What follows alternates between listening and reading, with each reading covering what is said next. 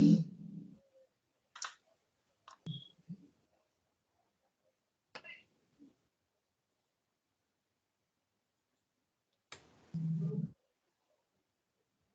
morning, good afternoon, and good evening. Happy Bringling. Welcoming all of you to our book cover launch today towards transforming India as into a self-sustainable and financially independent economy, leading to zero unemployment. We at Bringle Excellence had taken a pledge on 15th August 2021 on 74th Independence Day and kick-started the financial freedom movement and had been working to create a process by which we could work towards bringing the glory of India back, which we had lost over a period of time. We were called as Sone ki Chidiya. In English, it's called as golden bird. But over a period of time, due to several invasions, we have lost that sheen. And now, slowly, with the efforts from various governments, political leaders, corporate tycoons or business tycoons, and all the fellow Indian citizens, we are slowly recovering or getting our respect and trust, which we really deserve for. With this thought, on 26 January 2022, we had shared the cover page of this book, which is basically talking about writing a new constitution for a financially free India, basis on which we could realize our dream of Atmanirbhar Bharat or a self-sustainable economy. Let me share a few facts with you. Do you know that only 1% of new jobs getting added every year versus the graduates coming into the ecosystem for the jobs? Are you aware that Gurukuls were the best holistic skills development ecosystem, developing our youth into master in one and jack of all trades? There were around 50 plus curriculum or content which were being trained to them, and they were made to learn everything. I'm sure if you would have heard the stories of Arjuna being the best Dhanurdhari is only because they were being able to, identify their mastery regarding the entire, within their skill set. Are you also aware that more than 56% of the engineers are jobless today? Even though every parent dream is to make their children doctors or engineers today. Even today, I would say that. More than 97% of the businesses dies out within next 3 years time, and only 1% of the businesses actually gets investment, which is required to help you to grow your business towards a unicorn or towards achieving your $1 billion dream. And out of that 1%, 90% of the invested businesses also do not survive. And it's a very big problem towards the sustainability of the businesses because they don't get the right employees. And on the other side, you find students or youth without any job available to them. The youth who are getting the jobs in the corporates are complaining mostly that they are not employable. They're not corporate ready. And with all these thought process, we had started working out some modalities that how we could work together over a period of time. Let me tell you my story and to explain what's happening in this world as of now. Now, I had actually gone through gone through my studies in a government schools and have studied in 10 in different weathers over a period of time. There was a time when 5 of our family members were actually staying in a 10 by 10 square feet room for years together. I still remember that I have got, when I got my engineering admission into the top 5 engineering institute, which is Delhi College of Engineering in India, I had actually got a very good success rate after that. I had grown almost 16 times in just 11 years and became the youngest vice president in a global MNC at the age of 34 years. I was earning the highest amount of salary at that point in time, when even today, after 8 years, corporates are not able to match my salaries. So raising from the, going from a government school, coming from a government school, studying intense to a level where I was earning the highest amount of salary, it was a big journey. And suddenly one fine day, I found myself without a job. I was thrown out of the job because of the recession. The company could not survive. And the company said, because you are having the highest salary, I was the first one to be laid off. And what I left with, a lot of EMIs with me, leading to personal and professional crisis, and eventually took me into depression. It was a very tough time for me to recover and try to satisfy or work out from my financial point of view. And that's where I realized that there's nothing called get good education, get good marks, get good job, and be happy about it. There is no happy living ever after on that. And I'm sure each of you would have some or the other story around that in different ways or the other. And you will see some of these stories coming up with all our experts who are going to be participating in this book entirely. And then I decided to build my own venture. I said, I did went into, go to the couple of jobs to, take care of my financial expenses. But then I started developing my own businesses, and it wasn't easy. Believe me, I had so much tough time because there was no mentoring ecosystem. There was nobody to guide me what to start. I even didn't know how to set up, how to define a company's name. What is called business model? I still remember somebody asked me, Answer, what is your business model? And she was an MBA. And I was just scratching my head and saying, what is this business model all about? And frankly, even today, when somebody asks me this jargons and tells me, Answer, tell me your business model, I actually want to ask them, do you know what does business model mean? More than 90% of the people who talks about business model, they doesn't even know what is business model all about. Any which ways, don't want to get into that. But when I reconnect the dots in the past, as what Steve Jobs always says, I had tried 21 plus ideas in the last 21 plus years and had lost 7 plus businesses in last 7 plus years. Have personally lost around $300,000, closer to 2 crore rupees of my personal savings and investments, which I had kept it for my daughter. Leaving aside the financial loss which I have taken because I could have earned better in the employment. Yes, I had a bad time. So I'm not saying that employment is wrong. The problem is the employee mindset which it provides to us.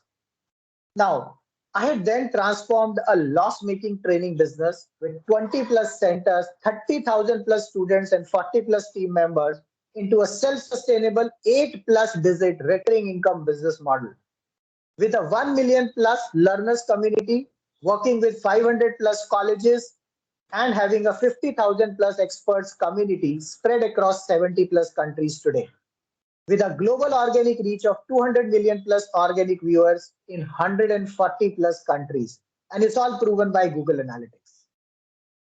Now, this shows my story. The reason why I picked up my story is to share that how my journey had been being a child, for studies, how my journey was there as a youth, and how I, got into employment and what are the challenges in entrepreneurship.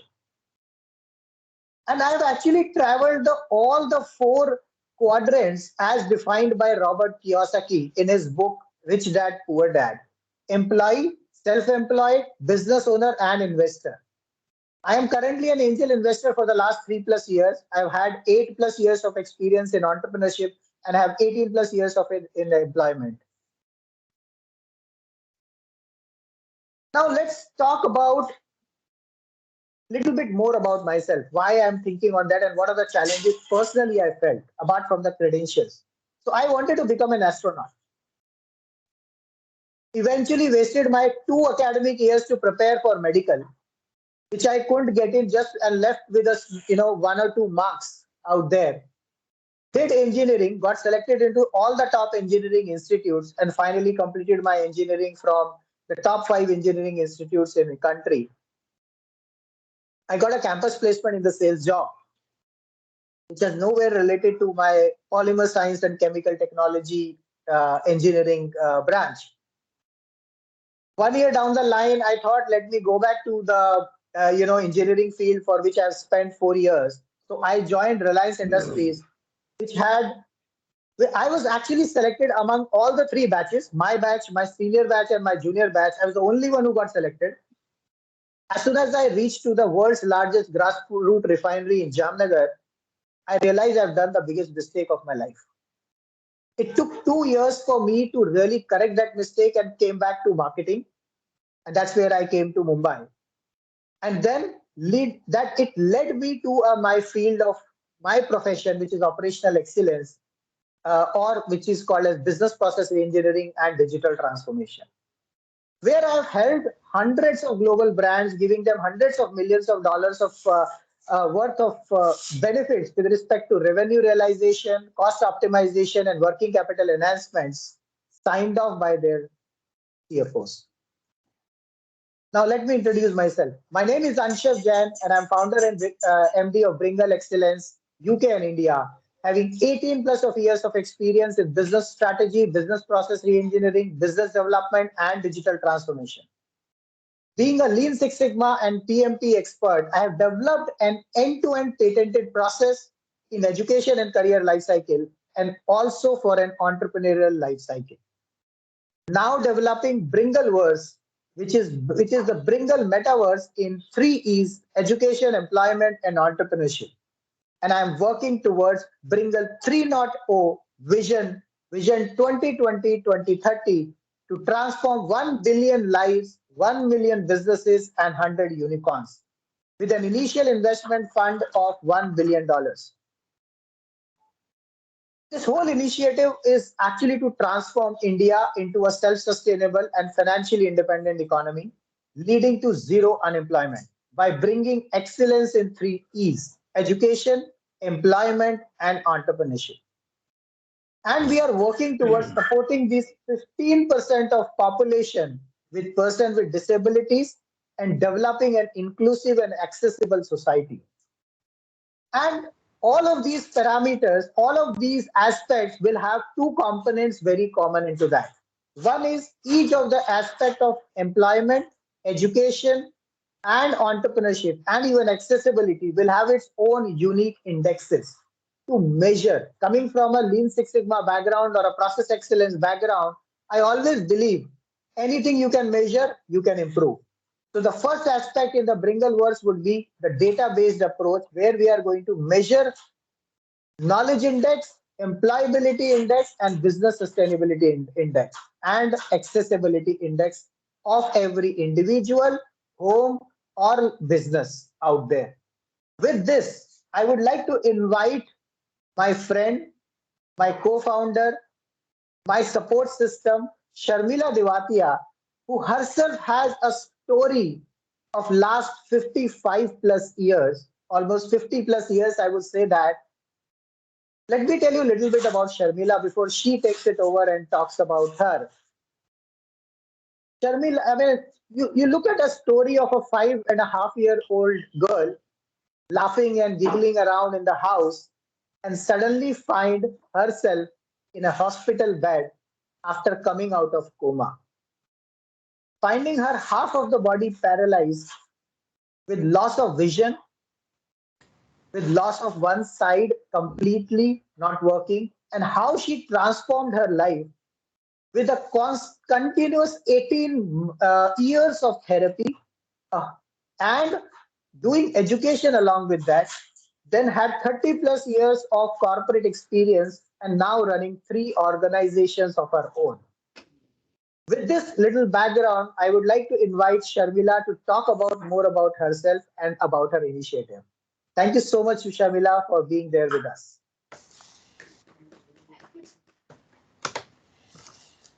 Thank you, Ansha. for the very great introduction.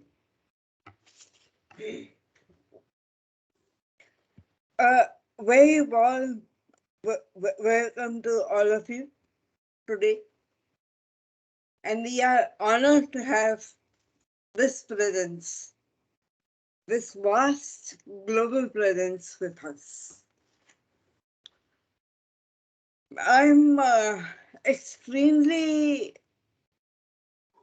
delighted with what Ansha, myself, and the core team of Lakshmi and Daman and Aishwarya are putting up with. The 3 E's for the future of this country alone. We will take it globally, but right now our focus is on the country, in India. As I look at education, in fact, today itself, the new education policy has been given the cabinet nod, and I am very happy to be a part of history. The 3 E's for the future, and we are looking at education with accessibility built into it. My story, of course, has been shared by Ansha. It took me a long time to get back on my feet, literally. I spoke after, I think, a year after my illness, and I am still struggling to better myself as far as my physical condition of my left hand is concerned. I need to go to therapy every day. It's going to be a lifelong process. I will get better. I may not. I don't care about it. I need to be in shape to work for the vision that we have. And that makes me put every effort to get myself up and running every day. That is my story. But when it comes to accessibility in education, I am very happy to contribute there. I have gone through the entire gamut myself. I know what problems occur. I do have solutions for that, and I intend to push for them. Yes, it will take time, it will take effort from probably all of us here in this group to get to that point. But I'm sure it is achievable. Schools, colleges will need to have accessible premises, accessible curriculum, inclusive classrooms, and inclusive and accessible staff and student base. Also look at transportation. I think I have Sai Prakash right here in the audience with me. He is working on mobility, and I would want transportation to be accessible, especially in our country. We miss that. The second E that we look at is employment. And when it comes to employing persons with disability, we do need sensitized staff we do need sensitized peers to be handling that. I have been lucky that almost all my career, I didn't have to face that discrimination. But I do know of cases where people have been very cruel, so to speak, of the disability that hampers other human beings. I did have my share of questions. Like the first job that I uh, had, as I was being interviewed, I was asked if I could sit for 8 hours. Well, 8 hours? I did my MSc in maths. I did my MBA in operations. I have done my diploma in computer science. You think I did not sit for 8 hours and work with my brain? Uh, these are questions that need not be asked. It doesn't hurt me any longer. I am way past that point. But it amazed me that a professional could ask this in an interview. The third E, entrepreneurship. Yeah. We would look at capability, capacity, knowledge, resources. And when I look at the Indian context, today we need more job makers, job creators, not job hunters. So when I look at accessibility there, I know of so many persons with disability who have all the ability, all the capacity, all the knowledge with them.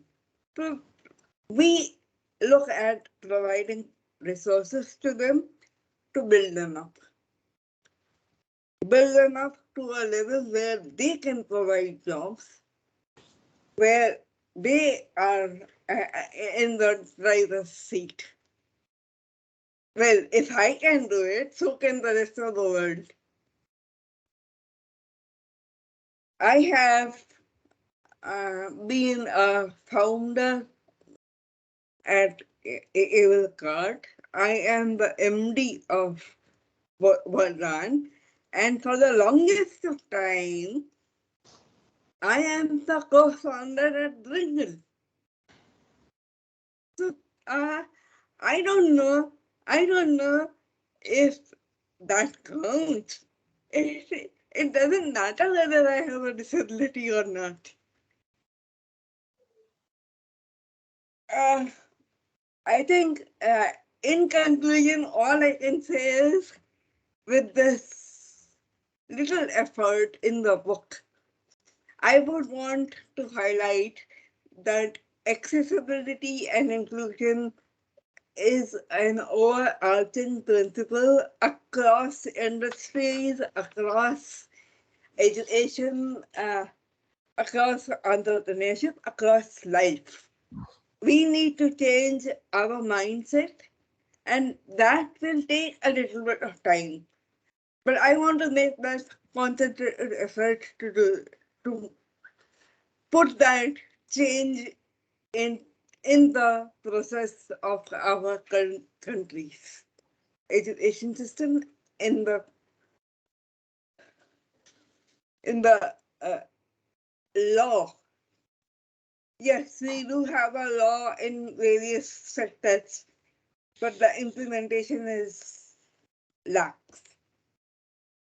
I want to push the government to enact actually enact that law. That is my purpose. Thank you. Thank you so much, Shamila. I think seeing your, is getting inspired from you for last so many years, almost 5 years now. And I think it's not just 5 years, you've been inspiring so many people for the last, more than 5 decades now. I met you, last time, the first time in 2013, and I still see the same spirit even at this time. And I know every day you still go for physiotherapy and make sure that you are up and running for your work. So with you are a complete inspiration and an ambassador or a model, right model for proving that disability is not inability. And I would Thank really want to thank Aishwarya here, who is supporting you for the same with her initiative. Before we go to Aishwarya, I think there is a special request from Ross because he has a personal commitment. So I would like to invite Ross to talk about his core concept, soul inspired leadership, and what he thinks about how he can induce that in everybody or in any of these sectors, education, employment, and entrepreneurship, and what are his thoughts on that, and how he's going to contribute his thoughts in the book Sone ki Chidiya ko Jagao. Ross. Thank you, Anshav. And once again, Shamila, you every time I listen to you, you're getting your speaking and speech and presentations getting more and more professional. So well done. And like thank you, both sir. of you, it comes from your hearts, and that's why I'm helping out here. It comes from your hearts and soul inspired, as I see it. Yeah, look, thanks for this opportunity to be here and just speak briefly. I need to go. But the key with soul inspired and the key with any entrepreneur is to have the mental toughness to survive. And the mental toughness comes from within. Your mental toughness doesn't come from anywhere else apart from within you. And I can speak personally from this. I moved from Australia after many, many years in corporate life to open up a business in Singapore, not knowing anyone. So it was very tough at various times. So you're challenged with a lot of problems and issues. And the key is what I write about in the book is just the sorts of things that used to help me get through it. And that's going from within. And now I coach executives, which I was doing then, but the focus now is how do they coach, how they lead from within. And an entrepreneur is leading themselves. It's a leadership. There's self-leadership. How do I lead myself through the entrepreneurial journey? So in essence, that's what we're talking about. It's not about anyone else. It's how you get through it. When you face the challenge, how do you get up again and try again? Is your challenge a roadblock or is it just a speed bump? All these types of things. Do I need to pivot and move or do I just keep going forward? These are the types of things you face with every day. So it's always coming back to within you, the strength and the intuition that drives you forward. So thank you, Ansha, for having let me have the opportunity to say a few words now, because I've got to go. But more than happy to be involved in your project. And as I said, Shamila and yourselves' enthusiasm, it's priceless. Thank you so much, So, Ross, thank you, guys. for being there. And I know that you have been contributing it very, very diligently. And I really liked your thoughts on how we can bring thought leadership within entrepreneurs, which is a core need at this point in time. And we'll be working with you to develop the content for Design Your Unicorn program for the 21 weeks cohort program. So I think thank you so much for spending that time with us today afternoon on Saturday. I know it's pretty late for you there, but still you made sure that you are available with us. Thank you so much, Ross. Okay, thank you. Have an enjoyable session, everyone. Thank you. All right. Thank you so much. All right. Thank you. Okay, so that was Ross who was talking about soul inspired leadership. And let me introduce and bring one more person out here, Aishwarya Magesh. Aishwarya Magesh, we met her actually a couple of months back through a common forum. when we started discussing about bringing a zero unemployment in the country, and we had started developing our team of avengers who could help us to transform India as a self-sustainable and financially independent economy, leading to zero unemployment. Very little, very, I mean, we were not very sure who is going to be part of it. There were around 300 plus people who kind of reached out to us, and we had got very few people selected and started showing real interest into this. And one of the person is Aishwarya Magej. Let me tell you about a little bit about her. She is now supporting Sharmila for her initiative of developing an inclusive and accessible society. And with her, they have identified a very core aspect of building up a health management ecosystem, especially for persons with disabilities and senior citizens at this point in time, because they are looking for a very, on an urgent basis. However, their ecosystem, ablecard.org, is actually suited for all individuals, including me. I also sometimes feels that I think we will require that kind of a health management ecosystem. So let us hear it directly from Aishwarya. Aishwarya, welcome to the team and thank you so much for your contribution. Thank you, Ansha, and thank you, Sharmila ma'am. This has been my venture, which I have been thinking for a very long time, but it has come true because of Ansha and Sharmila ma'am, and it has given me a new outlook of what I am. The system we are building is not only to support for physical health but also mentally, emotionally, to support parents who needs guidance for disabled children, for children who are lost and don't know what to do about their parents health and how to take care. There are many vendors who are providing this, but they give physical support. But we don't want to stop there. We want to be a part of the family and start a system where we can emotionally also support each and everyone. In the long run, we will be the emergency call system where anybody who wants a service on medical, mental, and physical health will be part of our system to support and give aid at an instant. Not only that, we also wanted to support parents on having an inclusive environment where the children who's disabled because of uh, dyslexia or autism or CP, we don't want to categorize it. Everybody has talent and everybody should have basic education in whatever way they can. So in that mission, we have joined together to achieve that, to be an inclusive, employable, and give opportunities for every individual to have a successful life. Thank you, Anshav. Thank you, Shamla ma'am. And Anshav has been my mentor, my guide, and throughout my journey, he has been the encourager. Because of him, I'm able to talk to you in front of this, which I was not a few months back, where I didn't even share what I feel like. And this is because Anshav and Sharmila ma'am have brought me to this stage. Thank you for the team. Thank you, Anshav.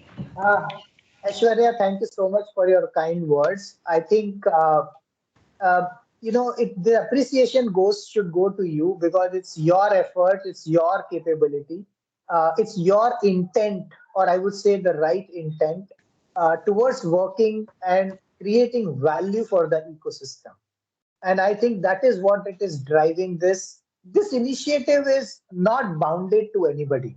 When I initiated this movement almost around 6 months ago, the idea is not to bring people with respect to who wants money from this initiative. Money will come, that's a byproduct, but what is the value you can bring it across the table? how you can deliver value to the ecosystem is what is more important is. Once we'll go from this world, the only thing which will remain as our legacy is the work we are doing, is the people whose life we have impacted. And that is why when this initiative of transforming 1 billion lives, 1 billion businesses and 100 unicorns was started, we wanted people who has passion towards working towards this initiative rather than they are looking only for money. And it's a very careful choice which we had done. And Aishwarya, congratulations to you. You have successfully led, proved yourself that you are here to create real value. So a big congratulations to you and great work. Thank Uh, you, Ansha. with this, I would like to invite one more person like that, whom I call it, a devil's advocate. So he is one of the person in our community or in our team who always have questions against whatever we are doing, and that keeps us on the toes. Sometimes we get irritated, sometimes we feel that why he is asking so many questions, but frankly it keeps us on the toes and it helps us to improve ourselves. So thank you so much, Daman, for being there and making us bringing more efficiency and effectiveness in our systems, in our processes. That really helps. And let us understand more about your thought process, your initiatives with organization and resilience and other initiatives you are bringing in to the ecosystem. Thanks, Aisha. Good evening, good afternoon, good morning, everyone, whoever has logged in from different parts of the world. The name is Daman Dev Sood. Over 35 years in industry and over 16 years in resilience domains. I cover organizational resilience, operational resilience, business continuity management, risk management, crisis communication management, etc. I'm a trainer, consultant, executioner. I have dirtied my hands myself, auditor, assessor, author, speaker, and mentor. I have 7 courses of mine copyrighted. Fell short of 3 in last year's objectives, but I should patch up this year. Within Bringle, I'm a principal mentor and goodwill ambassador. Out of the 3 E's that Ansha and Sharmila spoke about earlier, my focus is on the second one, and that is employability. And I add another E to that to make it enhancing the employability. Through my voluntary mentorship and through professional training and consulting in the areas that I just narrated, I believe I will be able to contribute to the cause. I'm going a bit fast because I have some challenge at home. I'm taking care of my parents, my in-laws, and my father-in-law had a stroke last year and has been going down on mental health. He gets bouts, and that bout has just started today by chance during this time, so I'll be rushing. With due respect to all institutes, universities, and colleges, this remains a fact that we are not employment ready when we leave the institute. There are challenges before joining the company, and there are challenges in settling in a new or first company. I did electrical engineering. 1985, I finished it, but joined TCS. I did not know T of TCS. I did not know C of computers. Later, I was on overseas deputation. I was sent on overseas deputations many times when I did not know the A of that new environment. That I worked hard and I did well is a different story. And that is the attempt here to bring our experiences to the young generation without a struggle for them. I'll give 2 more examples. And for the first one, I would like to play a video for you all. So stay with me, please. Anshav, can you provide me access to share my screen? It should be there.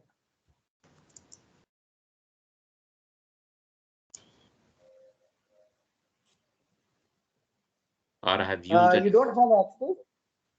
And no, it says only meeting organizers and presenters can share. So maybe I have used a incorrect link to log in today.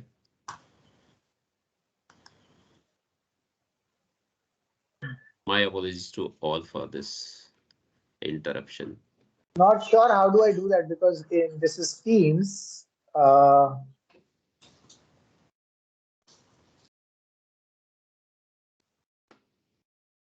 Okay, Shamila, can you figure out? If not in few seconds, then I will skip and I'll just talk about that. You need to give him presenter rights. So you can click his name and you can give him more rights. Please give me also the sharing rights.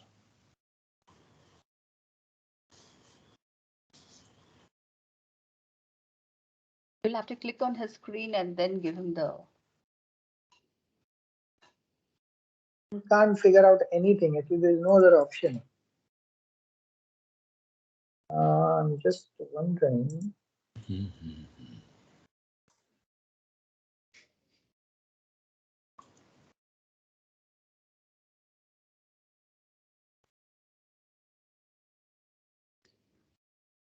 If not, then I'll just talk about it. At least the second portion. Yeah, I think. Yeah. Or if you could just send me the video on WhatsApp, I can try playing it out here. That may take a couple of minutes, and then I'm not sure whether we can. No, sir, you go ahead. You go ahead. You go ahead. Try clicking. Well, my apologies once again to all for this little technical glitch. I wanted to play a video of a young engineer sharing his challenges while joining the employment world. Second portion that I wanted to share was, I have run a global survey recently through LinkedIn, still running, so some results may change. But quickly, I'm sharing you what happened till yesterday. The question that I had put to them was, I had the following challenge or challenges pre-employment. 42% of the participants have said lack of industry knowledge. 26% of them said soft skill gap.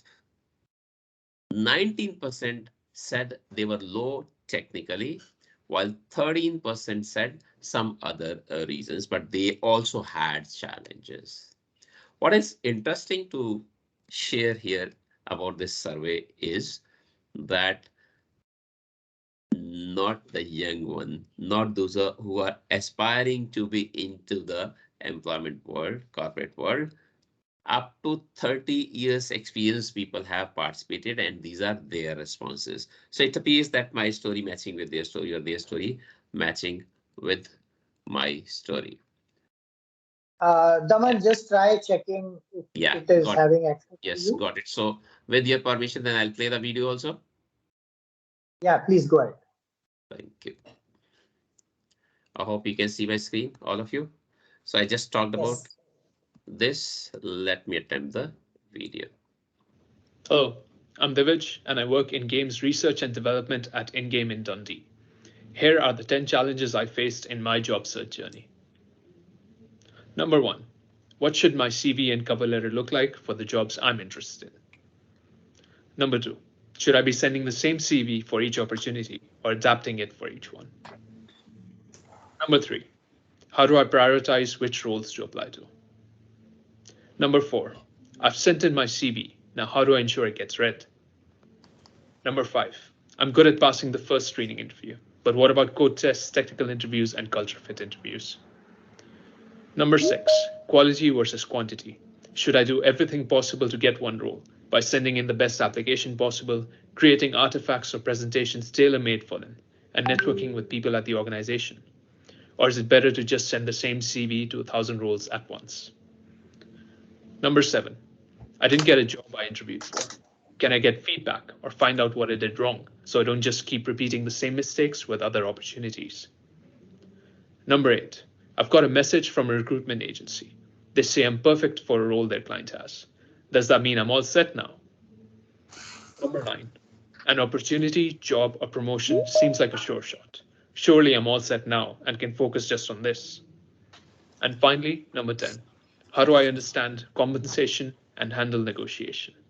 ये दिविज बोल रहा है Yes. So it seems in 35 years, some things have changed. All right. I didn't have all these questions in my mind 35 years ago, right? But the challenges still exist. This is what is coming again and again. So while closing, I have taken a little longer due to technical glitch. I would say, I know this is a big dream. I'm just a small drop in the ocean, but I'm a drop for sure. I'm committed to this cause and will continue to do my bit. With or without you, we will do it. With you, it will become easy. So come join us. Thanks. Pleasure. Thank you so much, Naman, for this wonderful support you have been providing. And I know that every time we meet, you reaffirm your commitment to us, and this really means a lot. It really, really means a lot, Daman. Thank you so much, and I am really glad to to see people like you, Aishwarya, Sharmila, and one more person now being into the core team. And I'm going to invite her now specifically with a big round of applause. First of all, the reason is it's one of the most important aspect, or I would say a very important horizontal, which we are going to be required in this entire journey, not only for those 1 billion lives but for ourselves too. And it's about mental health. It's about keeping your calm, keeping your balance of your emotions and your mindset, and making yourself driving to the success and to the journey which you have taken commitment for. So let me welcome Lakshmi, thank you so much for joining our team. And Lakshmi is a co-founder of Corporate Grooming, typically focusing on employability index improvement program, along with Daman. And also she's a core team member for Bringle, providing a lot of insights and support and taking care of mental health across the three E's and accessibility as well.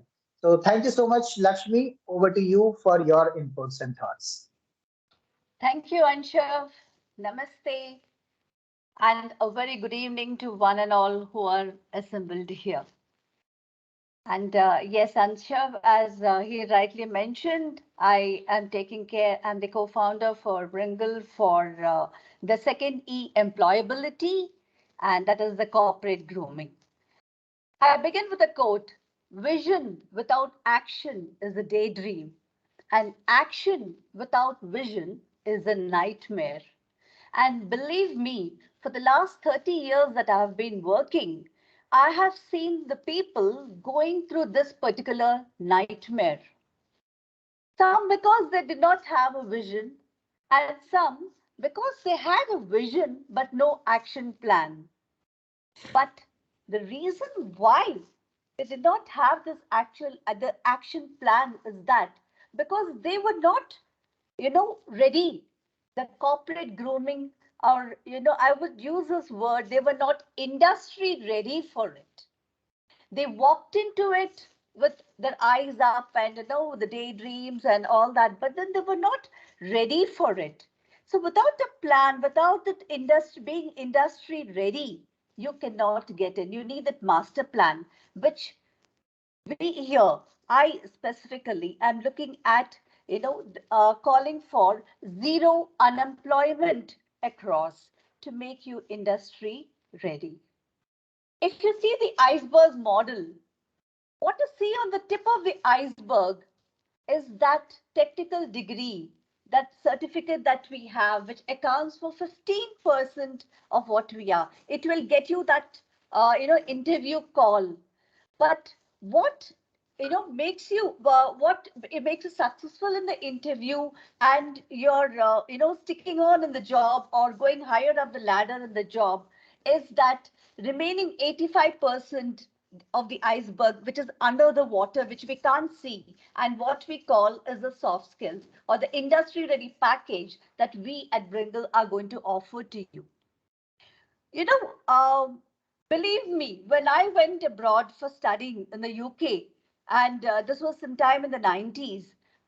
I was, you can call me a computer illiterate at that point of time. Of course, I knew that, there's PC, there's a hardware, and there's something called the software, and you know how to switch it on and we get it. But beyond that, I will use the word I was an illiterate in that.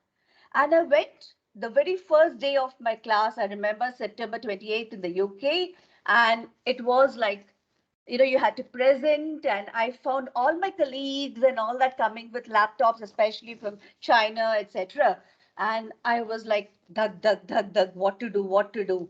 And I knew I was in for it. I was confident about my English, my speaking, etc., my communication. And yes, the thing bang fell when my professor said that the coming week, following week on Monday, you will have to make a presentation. So I asked, and we were divided into groups. I asked my friend, how are we going to present? He said, of course, we have to make a PowerPoint presentation. What was PowerPoint? I didn't know anything about it. And believe me, I asked my senior, and he was an Indian, and he told me this is what happens to us. Took me to the lab and told me this is the computer, you use it today. From today onwards, you use it. He just told me this is my Word, and this is Excel, and this is PowerPoint, and practice. That Monday to Friday, every day after the class, I was practicing. Friday, that when I went home to my sister's place in the UK, I was like showing her the PowerPoint, and she was surprised. Within a week, I mastered it. So what I mean to say here is that, yes, you need to have the capability. You need to think that, I can do it. But at the same time, there are people like me and 99% like me who are not ready for what we are stepping into. And that is what we want to eradicate now. You know, have a complete package and then get into the world. Go it, fulfill your passion. But the underlying cause, the underlying theme behind all this is is my passion is mental health. Make mental health a priority. And I would definitely say make it a priority. I'm using this word because you don't have to be great to start. You have to start somewhere to be great. It is the mental health is a very integral part of all the three E's that we are promoting now, be it education, be it employment, or be it entrepreneurship. That mental health is the most important thing. I went through it some time ago, maybe 14 years ago when my son was born. We all heard that, at least I had heard of at that point of time, people being born with a hole in the heart. But when my son was born and he was diagnosed with 3 holes in this heart, it was like a death knell for me. I didn't know what to do. I couldn't see my little one because they said 3 holes is something I had never heard of. And it was a real shock. The doctor said that 5 days in the ICU, you can be there with him. Beyond that, you can go home and for the next 2-3 months, you'll have to keep coming to the hospital every morning, afternoon, evening for breastfeeding, etc. That was where I said, no, I have to be strong. I'm taking him home with me. My home is going to be the ICU because a child needs a mother. The mother needs a child. We need to be together to thick and thin. And I took him home. He came up, and that's where he is. And thankfully today he is fine. And yes, there are things that the doctor said, don't put him in sports and don't do this, don't do that. But I said, no, if he is interested in sports, he will go there. And today he is a very good football player, a cricketer, and very good at basketball. Yeah, the school does tell me whenever he has palpitations or something, and he's also good at swimming. Can you believe that? I said, oh, there's nothing wrong. Go ahead with it. You need to be mentally strong. So what I'm saying is, it is okay not to be okay. I want each one of you to believe that it is okay not to be okay. And it is okay to ask for help. Saying no is also okay. Like how I said no to the doctors. I have a doctorate in psychology, not in medicine. But I said no to the doctors. I said, I'm not coming every day up and down. So if you take care of your mind, you take care of the world. And for this, I have my own signature initiative called the Reach I Peer. That is, I encourage the peer-to-peer support. I believe that when a person is, anxious, there's anxiety syndrome, or there is depression, you reach out to your peer group more faster, or they are the ones who identify, and they can come and reach people like me and say, Lakshmi, my this friend has a problem, and they come out. So I want to form this peer to peer, which I've already extended in n number of universities, schools, colleges across here. And I believe in taking this forward because this will help us avoid the depression. And I want to make India a completely, I cannot say it's a depression free, but at least a suicide free zone where we are all looking at mental health, suicide prevention, and this is the biggest, and erase the stigma of going visiting a psychologist. More important at this rate, I want people to identify that what is the difference between a psychologist and a psychiatrist, and there is no stigma in going to one of them, no stigma in reaching out to somebody for help. Please reach out for help. And mental health is the underlying cause, whether you talk about education, whether you talk about employment, whether you talk about entrepreneurship. Today's work from home, the pandemic that has stuck, has got so many cases coming up here. I myself take about 20 odd calls every day for doing this, saying that, Lakshmi, I have this problem. They all trigger from something very small. So the underlying causes, you take care of your mind and you will take care of the world. We are with you because it is okay not to be okay. Thank you so much.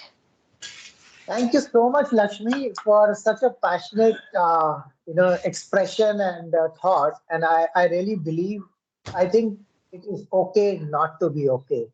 I had gone through that point in time when I felt the need of a mental health counselor. I did went through, and it helped me a lot. So I think that's one of the reasons which I always believe that there's nothing wrong in visiting a counselor or anybody. But thank you so much for being there and supporting us on that.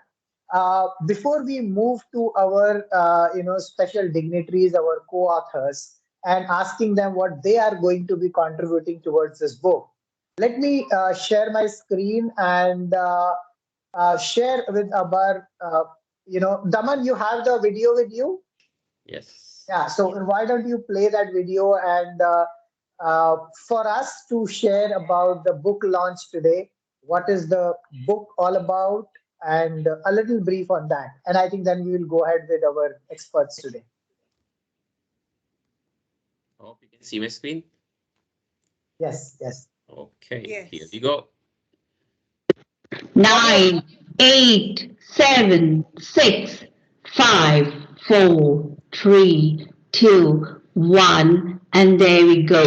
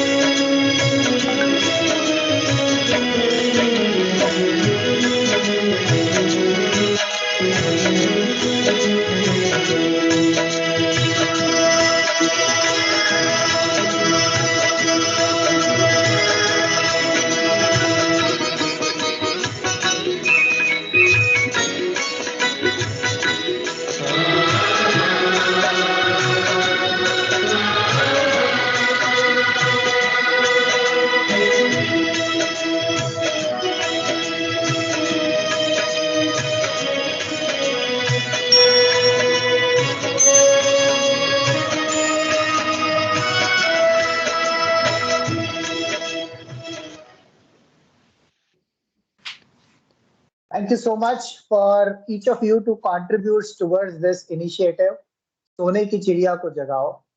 This whole initiative is towards bringing back the Indian glory, which we had kind of somewhere lost. And I am really, really thankful to each of you to contribute your, expertise and experience towards this initiative.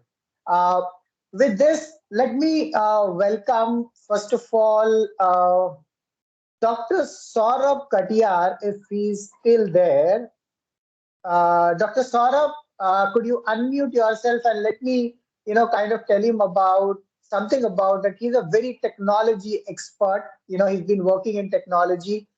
Recently, I had recorded an interview with him, and I have learned so much about various different technologies. He's based out of Bangkok, Thailand, and he's working with a very big global MNC company as a CTO and director. Dr. Saurabh, are you there with us?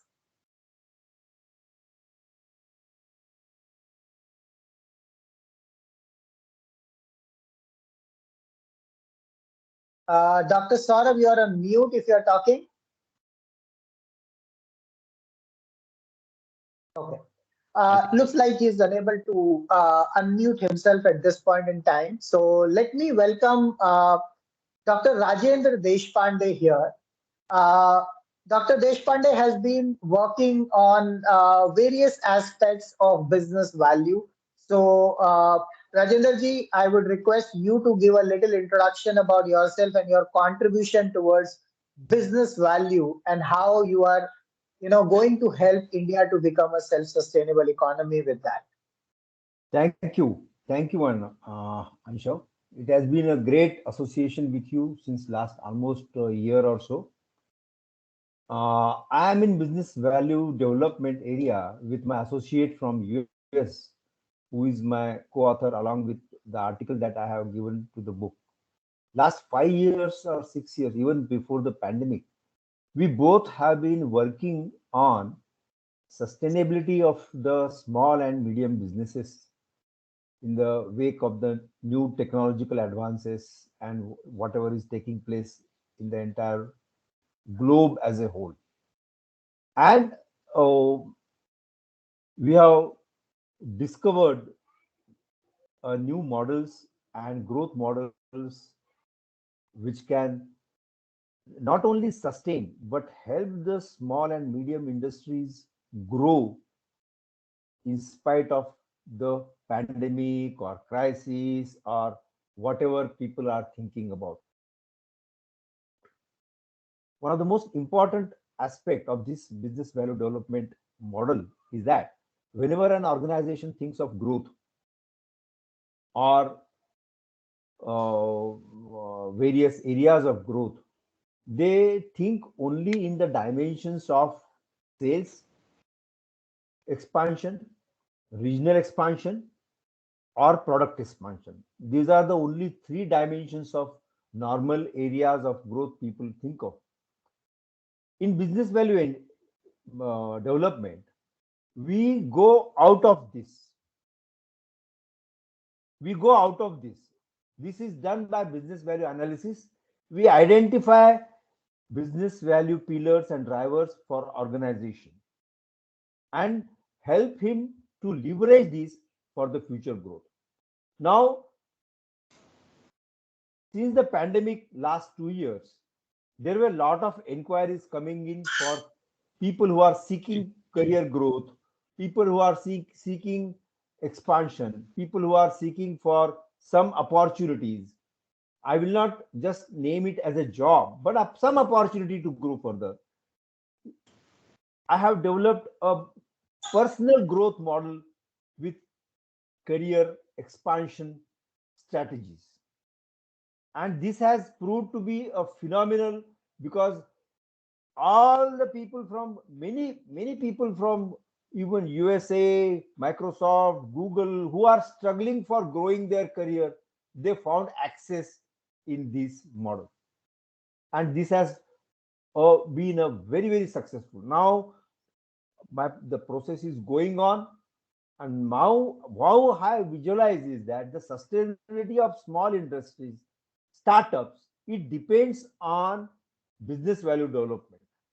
Now we all talk about startups. There are more than 80 unicorns, more than 80,000 startups and all. But ultimately, as you only have just pointed out, 90% of startups get vanished. 90% of entrepreneurship. So we have to teach. Number one, we have to train the startup solopreneurs or whatever for sustainability, for adversity, and everything lies in value development. Everything lies in value development. We all are post pandemic, we all are facing new experiences. We have to acknowledge, and Dr. Nipani also will be with me. We all are facing new experiences in our life post pandemic, in all areas, whether you go to hospital, whether you go to doctor, whether you go to a retail shop, whether you go to school, whether you, even within the family, the relationships have changed post pandemic. We have to acknowledge that. And most of us we are conversing and thinking in the same old dimensions. These dimensions now, since the circumstances have changed, we have to have some focus on something to leverage, and that focus is provided to you through your business value development model. Every individual has a value. Every business has a value. Most of the entrepreneurship incubation centers, I have visited so many business schools and engineering colleges, technology institutes. Most of the professors even today talk, only give examples of how Google grown in a garage, how Facebook grown in a small room or something. These are examples suitable for themselves, not for us, not for India. Since you are looking for 100% employment, these examples, everybody has a value. And we have to give the students. Now we all listen through and see in the last Olympics also, so many talented girls from India got medals.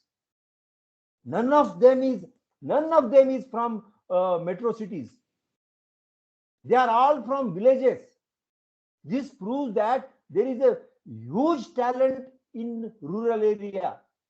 We have to provide, to identify the talents, we have to provide the opportunities. That girl who won the gold medal in weightlifting, you are seeing the struggle she has undergone. But remember that she won the medal the moment her mind, Dr. Nipani would approve, her mindset has changed that I can be an Olympic winner. That mindset has come first. So every entrepreneur has to have a wealth mindset that I can be a billionaire. And that mindset comes through your business value development. Now you have asked me about my past. I have got around 35 years of experience in pharmaceuticals, in healthcare. I have worked 10 years as a clinical pharmacist in American hospital. I have been as a CEO, marketing director of a pharma company. I have worked in FMCG, MNCs. I have worked in travel, foreign exchange, hospitality, aviation industries, and last 5 to 6 years, I am focusing on consultancies and training in business value development. Thank you very much. Thank you. Thank you. Thank you. Thank you so much, Rajendra ji. It was a lovely insights, and I think the passion which you drive at this age itself is definitely has to be carried forward. And we at Bringle are totally with you on your initiative of business value initiative. So feel free to let us know how we could contribute. And I really loved your energy and thoughts about that. what are the examples we are giving to our fellow Indians? We are giving them examples of Google or Microsoft, but what about Dhirubhai Ambani? What about Tata's? What about Birla's? How they have kind of created the empires within India. I really respect those Indian leaders or billionaires who have been in India, have stayed in India, have worked for India, and now working towards developing India to a super powerful economy. Rather than, I understand that there was a lack of opportunities in India, and people who had gone out to sustain their families or to have more financial freedom or money around that. But now we should make our country to such an extent that more and more our youth and children do not leave our country. They should find more and more opportunities within our country. And the people who are outside, they should have a way out to come back to India. They can come and invest in India either in terms of time, money, or expertise. They can contribute their efforts even towards developing this India as a self-sustainable and financially independent economy, leading to zero unemployment. So I think with this, I would like to invite actually, there are two people out here, and I would like to I will tell you about them. So one is from, USA, University of California, and one is from Finland. So who has worked in Finland by transforming the education system way back since, 1984. And both of these, gentlemen are so great and so knowledgeable and having such an expertise that they are creating a very different educational ecosystem. And I would say that both of them are very passionate towards transforming India. And that is why whenever I talk to them, I really feel short in knowing about India, what they want to come do for India. So with this, I would want to invite Professor Umberto Salpasa first, who is actually working on a very unique knowledge index, which I always talk about, that we should have a knowledge index, a measurement that how knowledgeable we are. And he has come up with a concept called Gross Domestic Knowledge Product, which is GDKP, which can actually he's working with Niti Aayog, and he's trying to build courses with Bringle to set up those, bring that awareness, create that measurement system, and then eventually support our economy or our children and make them future ready. So, Professor Ambato, thank you so much for joining. If you're there, please, switch on your video and audio and give us a little introduction about yourself, and then I can play the video which you had shared with me.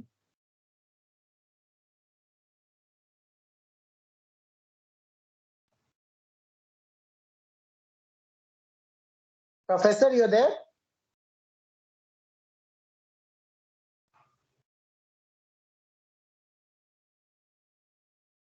Okay.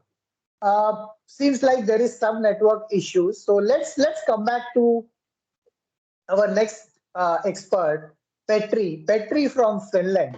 So Petri, I think we had been interacting with him almost like 4 to 5 months now. And he had been really an instrumental in having a great thoughts towards how we could transform India into a more, make our children more future ready, and what are the things we can do. Because he had worked in the Finland for doing the same for the Finland education ecosystem, because of which Finland is the world's best education system as of today. And let's hear directly from Petri and about his thoughts and his work with Indian schools and universities. Welcome, Petri, to the team, and thank you so much for your contribution. Thank you, namaskar, and good evening or afternoon. My name is Petri Lounoskorpi, and I am a, could say, old school, new school teacher in service trainer. I have been developing and teaching from the mid 80s, and being in this transformation and development process of the Finnish education, and especially the curricula development to the 21st century. I shall share some slides for you so you get the better picture. So I hope you see my slides. So the Finnish education system is one of the best in the world. As Anja said, it's the world best, and we don't disagree, because when we started the development, we faced the first big question, that are we really training the 21st century workers with 20th century teacher training skills in 19th century learning environments? So the big question, or the big understanding, was that we are not teaching the children the past. We are not teaching them today. We are teaching them the future skills, what they will need when they will be part of the society. In the change time in the beginning of 90s, the education system was still very standardized. So all the outcomes were standardized, and they were met for the industrial world. Today, in 21st century, you need plenty of different kind of skills in different kind of professions. That means that the skills need to be taught starting from the kindergarten already, so that the new members and employers to the society have all the skills needed. So today's systems in many countries are test-based, and they are training the new generation to answer the tests. But as the big scientist Albert Einstein said, everybody is a genius, everybody need to be respected, but you can't measure them with only one test, and that is the big opening for the educational development, and that has been the round for the Finnish education system. So with these words, I am happy to contribute in this area for the first E, but also today's Finnish curriculum consists the third E, the entrepreneurship training, starting from the first grade. So we have curricula for the whole education path for the children, also with entrepreneurship, robotics, and computer thinking, which have been implemented to the newest curricula in Finland. So thank you very much for me to be member of this group, and thank you for this time. Thank you. Thank you so much, Petri. And I think somewhere, I feel that you're half Indian or half Finnish. I don't feel that you're actually another part of the world. And thank you. I think entrepreneurship, what you talked about. In fact, we had this program for which we had been working for a couple of months on MBA for kids. The MBA stands for Masters Beyond Academies. The idea here is to bring those entrepreneurship skills as well into the ecosystem, into the children right from an early age. And I'm really very appreciative of this fact that you bring those entrepreneurial mindset in children right from standard one. Okay, and that is going to be very, very important when we design the curriculum for our children to make them future ready. So we will definitely work with you, Petri, over a period of time. I think we'll be pre-launching our MBA for Kids subscription, which will be coming up from 1st April 2023. But we'll offer the parents to book, get those registrations booked for themselves, so that we have enough time to develop the curriculum and the platform, which is it's going to be in the form of a virtual university or Bringleverse. So, Petri, it would be really a pleasure to work with you on this aspect of it. I think, yes, Petri. Anything Yes. you want to share? Okay, so thank you very much for the kind words, and I'm happy to contribute in this collaboration with you. I'm sorry, I need to leave also in this point. I have a next No problem. appointment No problem. starting in 5 Thank minutes. you so much. Thank you so much. Thank you very much, Petri. and it was my pleasure. Okay, Thank you. bye-bye. Thank you. And Professor Ambato had to leave, I think, because of his prior commitments. So, being a Saturday, so he has sent us. Yes. Anshu, just a minute. One of our guests, Mrs. Usha Giri, would like to speak for a minute now. Sure. Mrs. Sure. Usha Giri, who is Usha, right please, here, right? please, Yeah, please go namaste to ahead. everybody. Congratulations to the authors and the program coordinators. I really felt so good. All the speakers have given out their hearts today. And I congratulate each and every speaker. All are wonderful role models to the society. And I appreciate you people taking the 3 E's. And the first one, as you all into entrepreneurship and employment, you are talking, but the basic is education. So the very important aspect of life, they say, education is life, key to unlock golden door of freedom. So if I repeat the quote saying, education is the key to unlock the golden door of freedom. Today, the students in India are facing and they are into fear.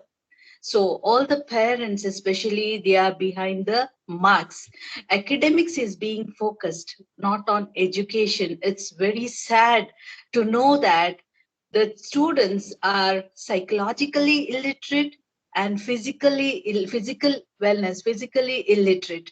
A person coming out of MBAs, IIMs and IITs, they don't have knowledge of their psychological well-being to balance, to manage their emotions. So it's very important in the system of education to adopt mental health.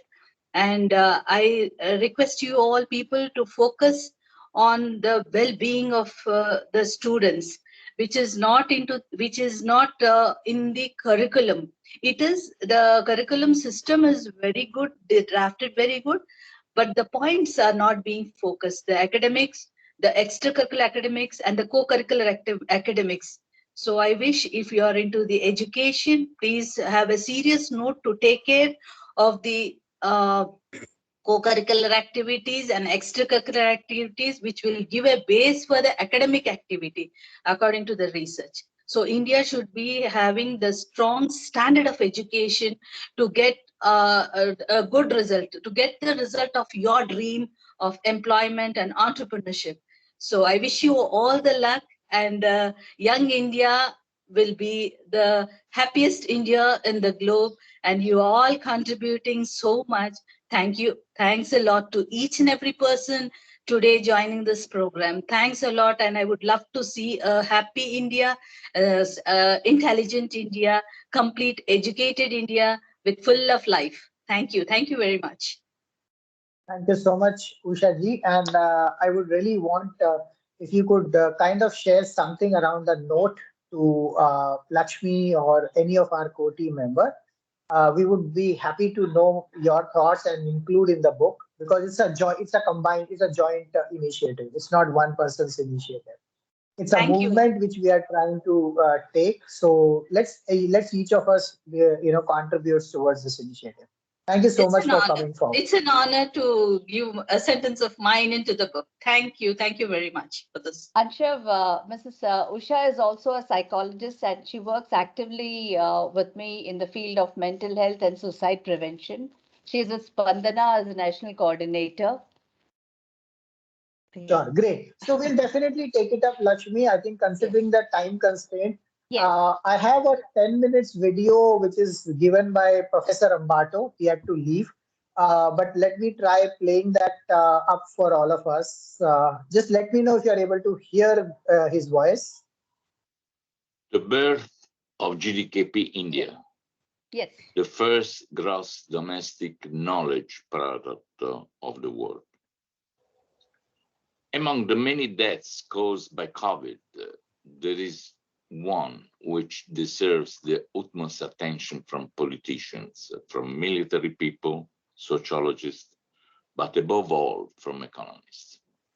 It is a special death because it is a king that has died, a king with absolute powers, able to starve or enrich millions of people, not directly, but with the support of structure which are in his service. This king is called GDP, Gross Domestic Product, the index that tells if a nation is rich or poor, if its wealth is getting better or worse, if it can have loans from the international community, and if yes, at what rates that nation will pay for them.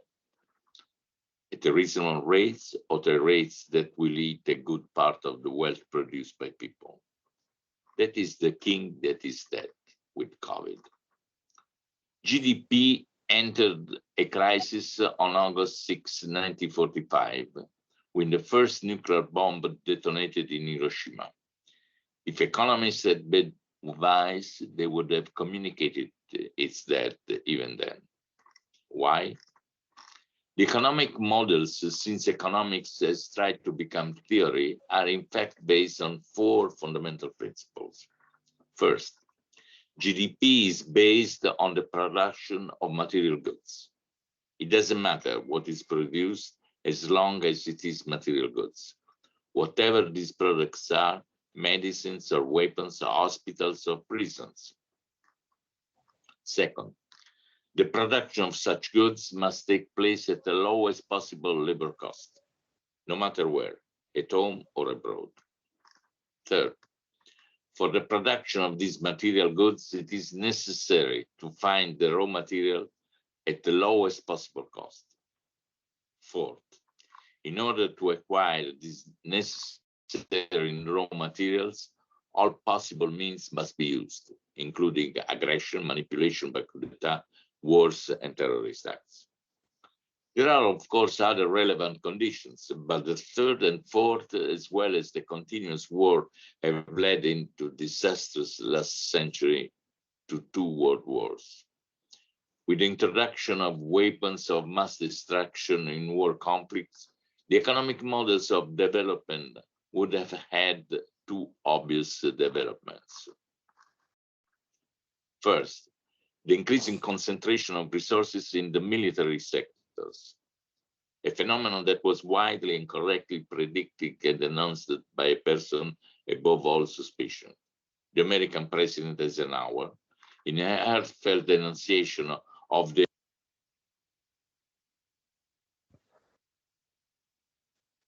industrial developments of American society, affirmed that it was going towards a militarized industrial regime, and it was necessary to remake it immediately to avoid serious political and democratic impact. Second, in addition to the obvious implication of this statement in the post-nuclear explosion, is that nuclear weapons would spread, as indeed they did, making the idea that only one nation could maintain its monopoly fully illusory. Obviously, the spread of nuclear weapons would have moved humanity to the terrain of the constant danger of nuclear war, which, with a spectacular increase in their destructive potential and the spread of the same, would have made obvious the danger of total disruption of all form of life. That humanity was willing to self-destruct for the production of material goods is a fact that seriously questioned the value of the expression Homo sapiens, that say Homo wise. But on this we will return in technical terms that also examine the possibility of biological implication modifying the NDA matrix. Here we want to dwell just in economic terms on 2 factors. First, the economic model in crisis has not been renewed either culturally or socially, but above all, not even by economic theory, as it would have been naturally necessary to be done. Second, the production of knowledge, its circulation, the choice of individuals who had access to it, continue to be an absolute monopoly rigidly regulated. The concept of wealth of nation expressed as GDP despite the troubles of the universal disaster that it announced, therefore did not change. Politicians, sociologists, and above all economists didn't care about this fact. However, on October 29, 1969, this totally blind trust in the concept of wealth of peoples and nations suffered an attack of violence that for the first time would open the way to a radical change without the direct contribution of those who should have first developed it, the economists. That day, in a room at the University of California at Los Angeles, was sent a computer message to another computer that was received at Stanford. The message was log in. There was a crash after the first two letters, and from login, only the first two letters, LO, arrived at destination. Just hello, but they did arrive. The internet age had begun. That was the end of the total absolute power of King GDP. Why GDP's dominance ceased with internet age? Because the two GDP was attacked simultaneously in two fundamental pillars of this absolute power. First, with the access of billions of individuals to mass communication, the production and circulation of knowledge was removed from monopoly of institutions that managed it as their own fact. Second, the affirmation of new production and circulation of knowledge, knowledge itself began a radical evolution that made it the first object of the wealth of nations. All this would have required immediately a theoretical revision of the concept of GDP, because in fact the GDKP was born. GDKP, Gross Domestic Knowledge Product. Of course, the GDKP was and remained a natural, obvious theoretical consequence of the internet revolution until a coherent economic model was developed. And what is presented here is therefore the first economic model of internet age that has as its object the wealth of nations based on the production of knowledge and takes into account the contribution that individuals make to the production and circulation of knowledge. So here is the first relative economic model of internet age. GDKP equal M times KI times V, in which M is the mass of individuals who produces and circulate knowledge.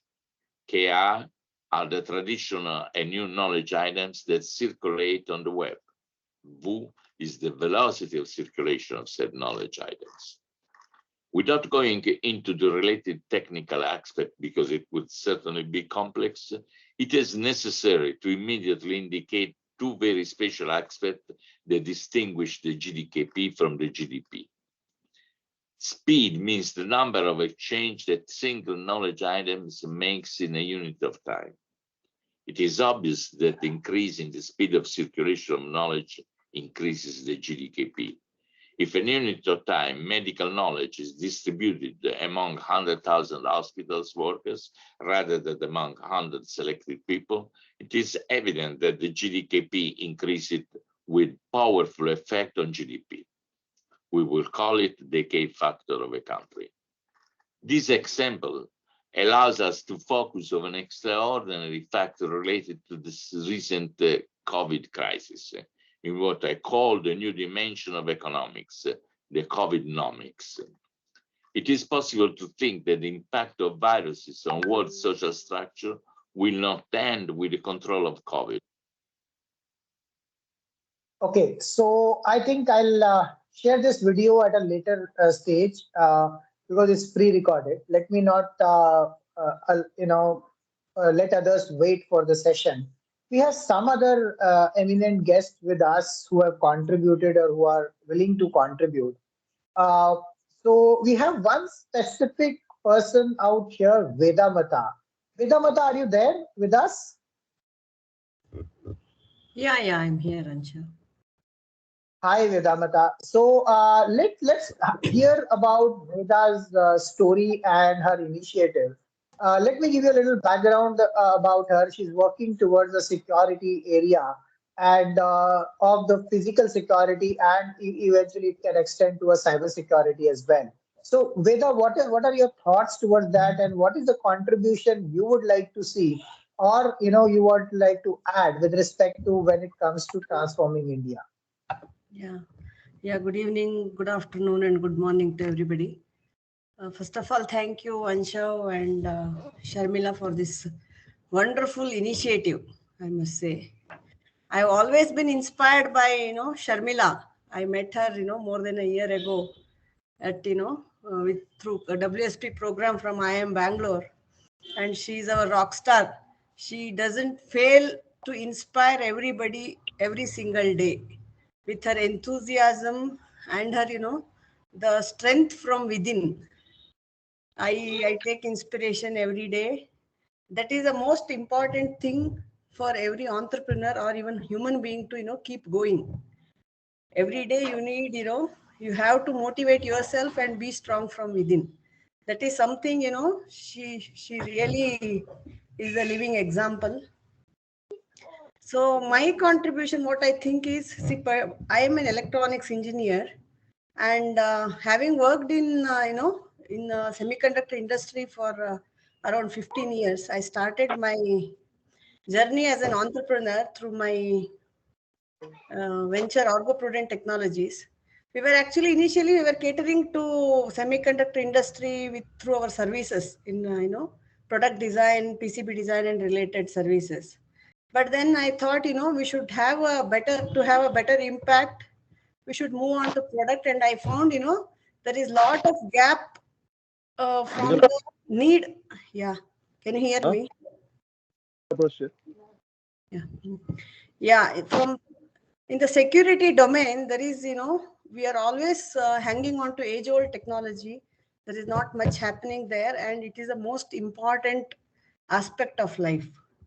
So we, with the vision of safe habitat for everyone, is the vision of Orgo. We want to have better products for safety through innovative products, which is technology enabled. That is our vision. And Vardhan's and Abel Kart's vision of inclusion. For everything we need to have inclusive ecosystem for the country to grow. So it almost synchronizes with our vision of safe habitat for everyone. It should be safe for everybody, not just the what you can say as mainstream people. It is not so. Only when we include everybody, we can grow together. Yeah. So my contribution, what I think is, with respect to this inclusion aspect of it, I want to have better technology enabled products for even disabled or elderly and kids safety. Yeah, that is where I want to contribute. Safety first. Thank you so much, Veda. I think security definitely makes a lot of requirement. It has not only just for disabled and senior citizens. I think it's all fits for everybody.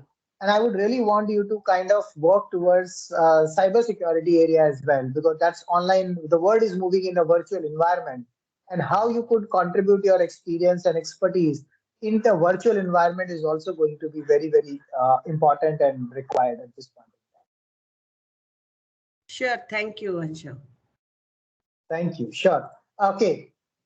With this, let me invite, yeah, Sharmila, you have anything? We have Dr. Chidiya in. So if you invite Is it back? Dr. Chidiya, Dr. Katiyar, are you there now? Hello, can you see me? Yes, Saurabh. Thank you so much for joining. Okay, actually, I logged in from the mobile phone and then said it was not audible. So I was just listening a part of it, and then I thought, let me join in the formal place, laptop or somewhere, so that it's easy to actually hear all the valuable inputs given by all the co-authors and everybody. So that's how it is. So, thanks for having me Great, here. Saurabh. Yeah, so would love to know your thoughts, Saurabh. I know that we had a lovely 1 hour session on, while discussing about technology just couple of days back. But would love to know more about, in a little brief about for our viewers, that what is that you are going to contribute from the technology perspective, and especially the way industry is moving towards metaverse, blockchain, NFT, Web3, and many others. Okay, actually, yeah. So in fact, certainly my, like my role here, the way I am handling in here is mostly on the technology side of it, and certainly that's my passion as well. So wherever you think my guidance and my support is valuable, you can always, in fact, plug me in. So it's just like whenever you think that it is important, you can always plug me in. So that should be good enough. And really, uh, really good initiative. In fact, I've been interacting with a lot of Indian, in fact, startup ecosystem from quite a long time, and especially across the world. And my personal, in fact, I would say preference would have always been that somehow Indian startups should actually get more and more length and breadth within the ecosystem.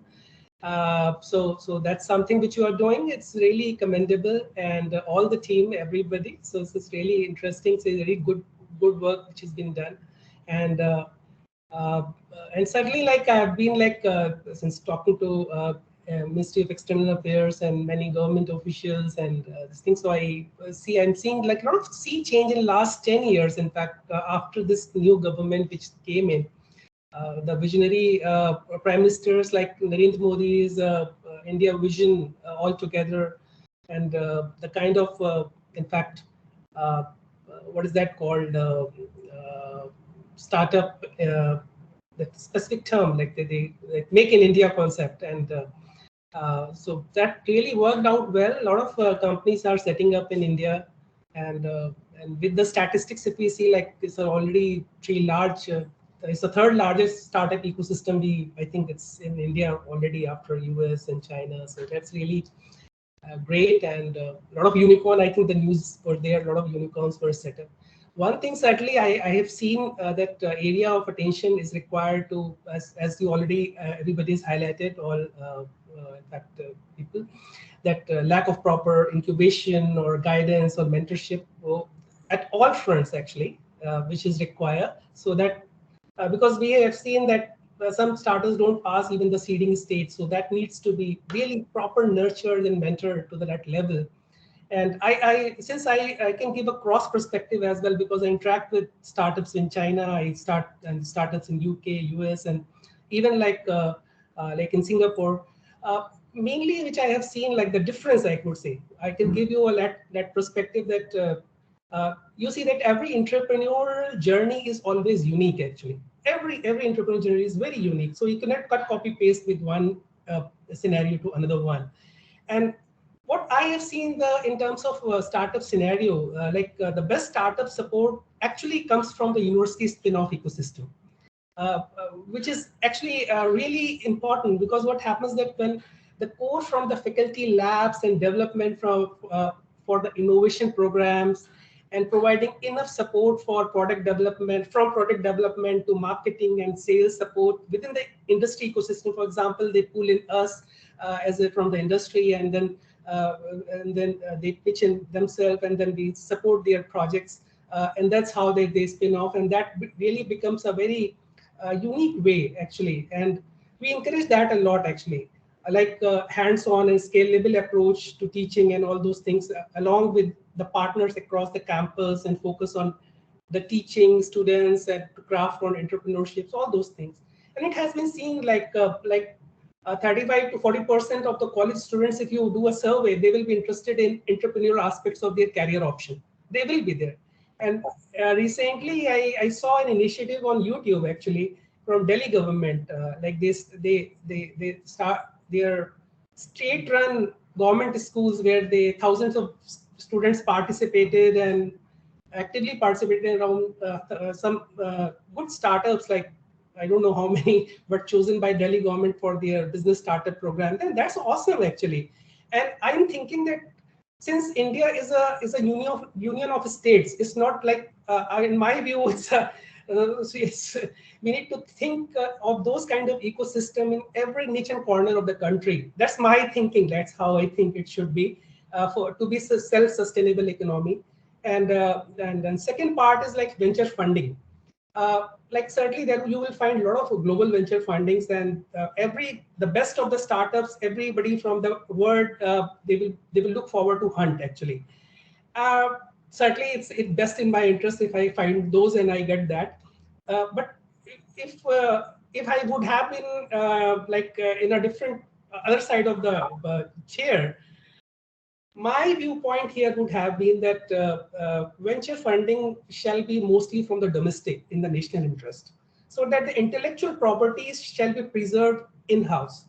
So that is something also the financial model, like all those venture funding aspects of it, if it could be somewhere can be supported domestically, that's best for the long run for a country. That's where it is. So these few points which I observe, and I would like to mention that. Uh, Thank you, Saurabh. I think this is a wonderful point you have brought in about Indian investors. Okay, because I have seen, in fact, there is a data which was shared by Mohandas Pai, from Infosys. I have actually had an opportunity to hear him in a conference of TI Mumbai in 2019. And he was sharing this data point. I might not be exactly correct, but what I could remember, what I remember is he mentioned about that billions of dollars have been invested in Indian startups in that year itself, or till that year. But unfortunately, only 10% of them were coming from Indian billionaires. Rest everything was coming from outside. In fact, recently, when you see Paytm's, got their IPO launched, there was a big hue and cry because they were actually kind of blamed or criticized to be basically giving an exit to their Chinese investors because they owned almost 40% of Paytm out there. So it is very important for our Indian investors, Indian billionaires, and not only just billionaires, I would say normal angel investors who are investing in stocks or maybe a little bit in crypto at this point in time. They should be little more made aware about the strength of the Indian startup ecosystem. And I think somewhere the Indian entrepreneur also are not able to showcase them as a very potential entrepreneur. And this is where when we started our Design Your Unicorn initiative, what we realized is that one of the major challenge with either entrepreneurs or investors is the awareness of it, is the coachability part of it. The Indian entrepreneur thinks that they know everything without realizing that there is something too much different happening in the ecosystem. And they have to be coachable, they have to be ready to be mentored, looking for mentoring first rather than just looking for funding and trying to do the old ways of working. The second aspect which we need to figure out is from the investor's perspective is that there is a risk involved in startup ecosystem, but how can we support the Indian startup ecosystem? If this was the scenario, the Silicon Valley would not have been today what we are seeing it as of now. They have promoted research, they have promoted hit and trial, they've invested in on American entrepreneurs. So I think it is very, very important that not just billionaires or the people whom we call as sharks. Now the Indian ecosystem has started the Shark Tank. So the small angel investors can also make a lot of money. Even the age or the business owners who have large sum of money, they can actually use that money to bring in more of an Indian startup ecosystem. So that's, I think, something very, very important. One more thing I would like to kind of talk to you about, and I think which I understood about you when we were doing the interview process. Is that about you being outside of India for such a long time, but still you are a true Indian at heart? And I remember something about your, teachings from Lord Krishna and the Bhagavad Gita, what you mentioned about. So anything which you would like to kind of share it, some learning, some teaching from that would be really valuable for our viewers. I think that's something which I always say that, see, entrepreneurship and like being enterprise altogether is, see, like how economy actually forms altogether. Like in today's ecosystem, if you see in a capitalist kind of mindset, uh, things are actually gone a totally in a different direction.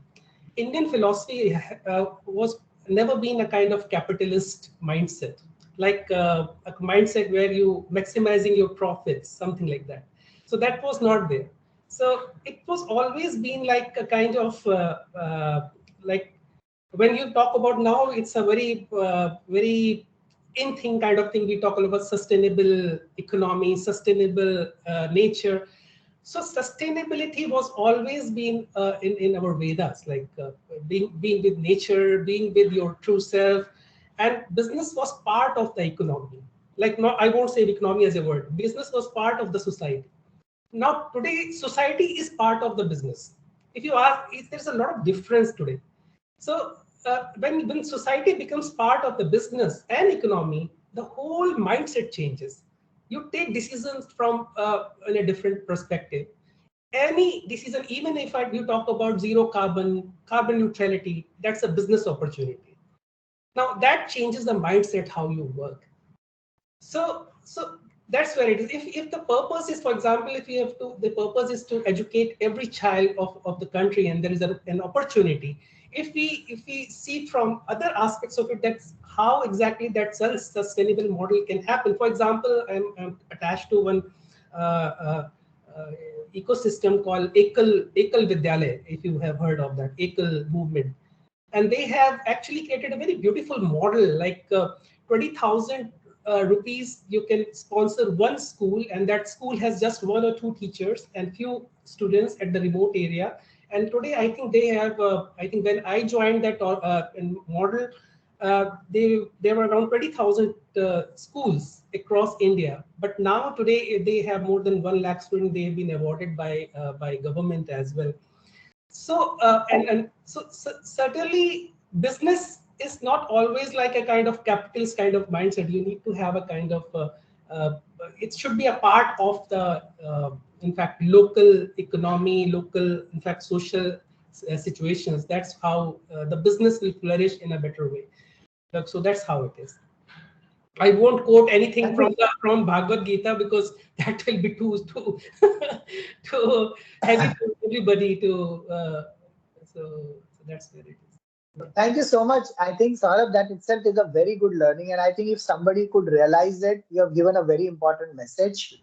And I don't know if Rajendra ji is still here, but he always talks about value, the business value. And I think you are also, in a way, you are talking about the same, that, rather than talking about the business, the profitability aspect, it's about touching people's lives. It is about educating everybody, like what you mentioned about every child, having an employment for every youth for our country, and having a ecosystem for our entrepreneur to get money, expertise, or mentoring available so that they can grow their business.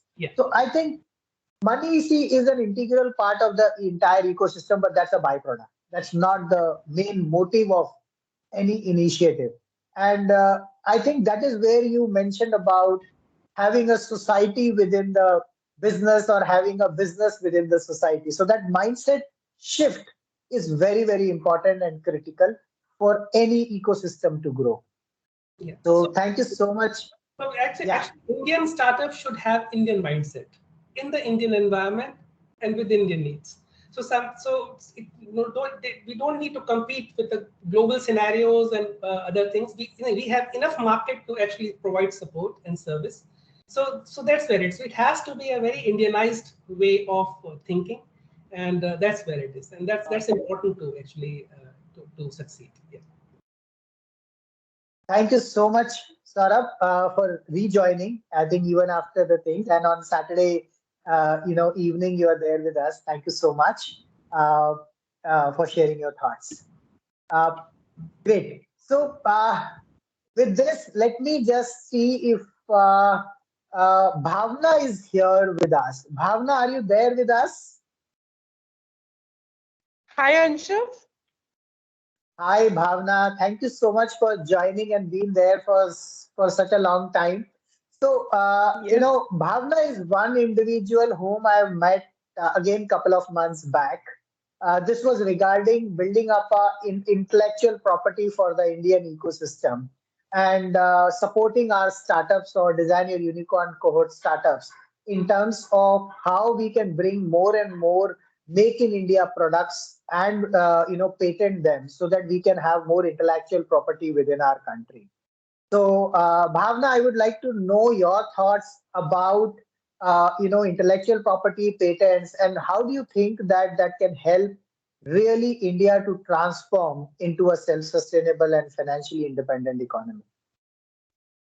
Yeah, hi to everyone and many congratulations, Anshav, and to your entire team on this organizing this entire event. And I wish you a many success in this. And coming to your question, so see, it is very important for the present time, for particularly the startups, that they should come up and they should start thinking that intellectual property, generating any of an intellectual property and a right out of it is not just an investment. It is something which can give you it is, yeah, an asset to you which can give you return in a very for a very long term actually. So if this mind setup can be changed and more startups, because I know that I keep very I very closely work with a lot of startups, and I know that now in the present time whatever the startups are working on, this is all related to R&Ds actually, right? So they do have a target that they have to build up certain kind of product for the market which are innovative in itself. But the only lag they face is that they are more towards publishing it through any of a mode, so which actually hampers their prospect of filing a patent application, or particularly I'm talking about the application, because their novelty is destroyed. So I always suggest the startups that they should first file their application for the patents in order to save the novelty and then start publishing. So this mindset is actually need to be, there need to be a transition. It's called as from publishing to patenting. It used to be they think like this, but it needs to be in a general sense, like from patenting to publishing. So, and definitely if it has a certain benefits out of it, as I told you, that this is an investment which can recoup many returns to you, not in terms of financials, but yes, in terms of creating a portfolio for yourself and making a niche market for yourself, for and reducing a big competition in the market for yourself. So this is my thought on it. And if any of the startups are there, if they have any kind of a query with regard to it, definitely I can they can connect to me through Anshav or to any of a team member. So I would be happy to assist the startups in that. Thank you. Uh, Great, Bhavna. Thank you so much. And I think I'll share the details, your details to Aishwarya and Daman. They are the, and I think Veda is also asking for your number. So I'll share these Yes, details, your sure. number with them, and you can definitely help them out and support them. All three Sure. are part of our team, and they Okay, are working with us in our Design Your Unicorn cohort model. So would love sure. to give them as much as possible support we can. Yes, sure, definitely. And it would be my privilege to help a lot of startups. And I understand that through contributing to the startups, I'm contributing to the Indian economy. So that is going to be a best return for me. So I'm a Yeah, and direct I think contributor one to of the the Indian. absolutely Yes. right. Absolutely right. And see, one of the most important thing in India, if you remember, even there are a lot of inventions which had happened in India but have never been, India have not got those kind of credits. One of them Yes. is aeroplane. We all of us know that how plane was actually invented in India, but it was kind of suppressed so that the White brothers could actually do it and claim it. Yes. Similarly, Yes. there are many more over there. We know our Ayurveda has been kind of been left upon by us, and now people from outside come and sell Ayurveda to us. Okay, we Yes. yoga, meditation, even the Gurukul ecosystem, education system, everything has come in from India, but we have not been able to leverage and take that benefit. So when we bring these expertise or when we create a Bringle words, we are actually taking care of it as an Indianized version. We are bringing in all Yes. the aspects of Indian ecosystem, and we need to make sure that we put those intellectual property in the online systems, and not only in India but globally, so that nobody Yes. else can take our intellectual property away from us, and it's very, very important. Yes. See, and yes, additionally, the main point I would like to incorporate over here is that the government is also is very proactive on this. So they are the part of this entire ecosystem of building intellectual property rights from India. So if we are getting such kind of a support from the government, so nothing like it, right? So we Absolutely. all people are working into like hand in hand. So it's going to create a positive vibe as well as a positive ecosystem. So government is also supporting. They are giving a lot of concessions to the startup on the filing fee. They are giving a lot of funds to the startups on having incubation centers within their startups or facilitating them through even the attorneys. And there is lot is happening every day. So I Right. understand that on the global index, we are now at the 48th number in filing patent applications. And I hope Wow. that in the coming time, so we will be on, I think, top 10 positions definitely. And this year, I was just reading the annual report, which is published by the Indian Patent Office. We have seen a tremendous increase in the filing of a patent application in past years. So I think this is something which is very favorable happening these days. So I'm very optimistic And about the future of IP from India. great, great. And I think it's a very important aspect, Bhavna. I would love to have your article on this in the book, and importance of it, how entrepreneurs can take benefit of it, what are the things we should do in the Indian ecosystem. And in fact, Yes, not only just entrepreneurs, maybe the research departments in the colleges could also be leveraged upon, yes, because there is so much good yes, research which is happening there, and yes, lying kind of there without having a intellectual property named within that college or even schools right now.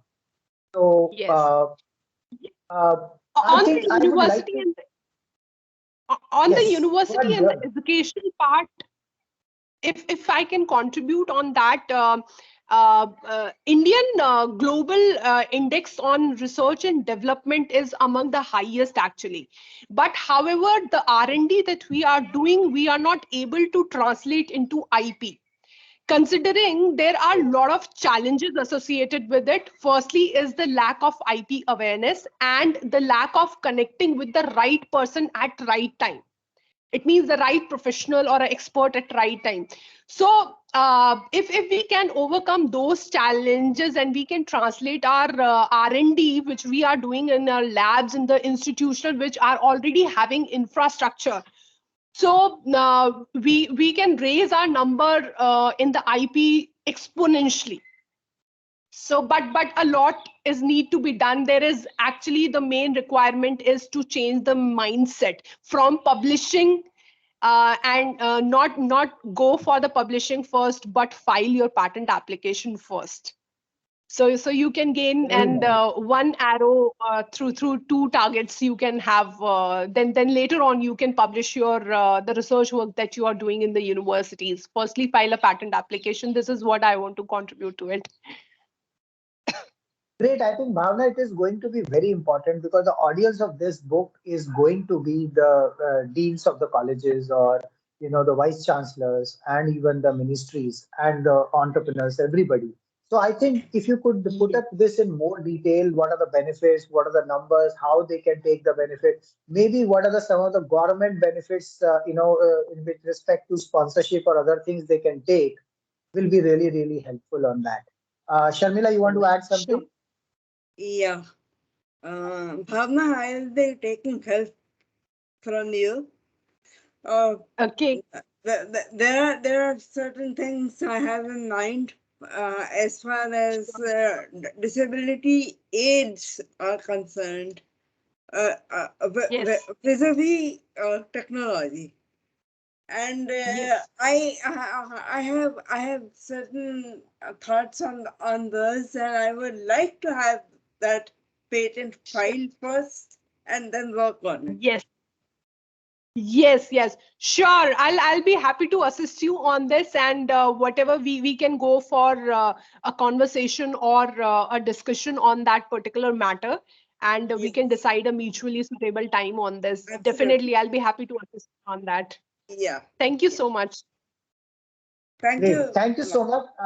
Let me also play a video from another IT expert, and she's also working in the area of technology transfer with colleges. And she's Pooja Bhatia from US, and she is, because it's a US, she's based out of US, so the time constraints are there. She has sent a one video to us.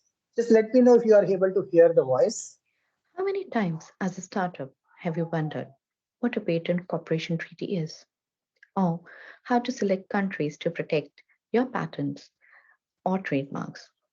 Or simply maybe needed a person to simplify things for you?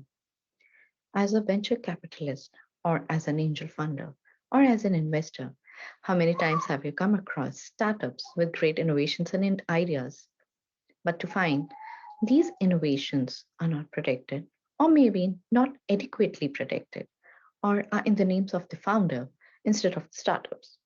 What solution do you think is possible to let have these startups all the rights to the inventions and innovations? If you have pondered on such questions as a startup, as an entrepreneur, or as an inventor, or as an investor, then you will resonate with this article written by me, Pooja Bhatia, Chief Manager, Innovation Technology Transfer Office, and my colleague, Ms. Pragati Agarwal, Senior Project Officer, IP, Innovation Technology Transfer Office, where we walk you through such scenarios and how we assisted startups and innovators to simplify their lives. There is no second thought in addressing intellectual property as a fuel that drives the economy of its nation. However, every innovator must know how to manage the fuel wisely without catching the fire itself, because creating an IP and its management are two areas that can never map together, though it might seem overlapping to much of the innovating community. We believe everyone needs to do his or her part towards achieving the dream of self reliant India. And one need not be an innovator to contribute towards the innovation ecosystem. We all can join hands together and hold our heads high to work towards Atmanirbhar Bharat with everyone playing his or her part. Innovation Technology Transfer Office is a strategic business unit of the Foundation for Innovation and Technology Transfer, the intellectual property and technology transfer arm of Indian Institute of Technology, Delhi. Our motto is to transform the innovation ecosystem in India and bridge the gap between the stakeholders. ITITO is doing its bit by assisting innovators, including startups, academic institutions, research parks, incubators, and all the other stakeholders of the innovation ecosystem by linking them together, by adding values to their innovation with adequate strategic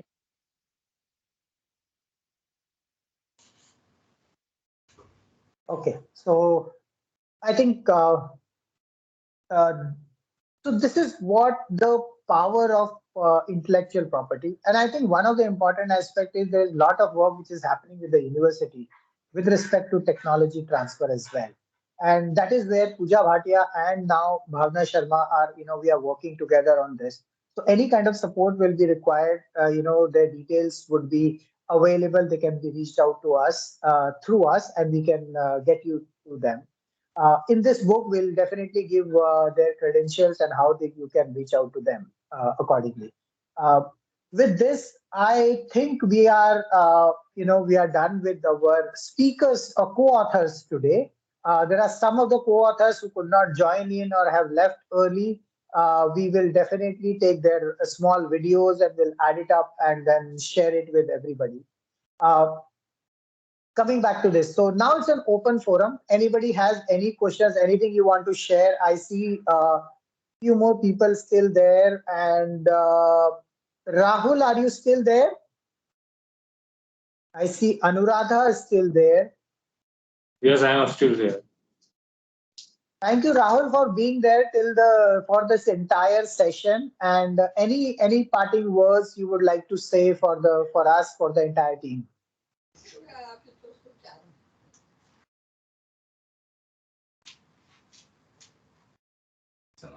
Rahul, आप mute पे हो. Do you want to say something?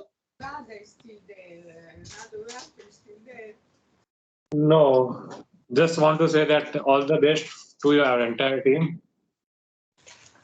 Thank you so much, Rahul. Looking forward to get your support in building this ecosystem together. And I know that you are also working towards a lot about knowing about blockchain and other futuristic technologies. So would love to know more about that as well from you. Yes, definitely, sure. Thank you. Thank you so much. Professor Ambato, are you back?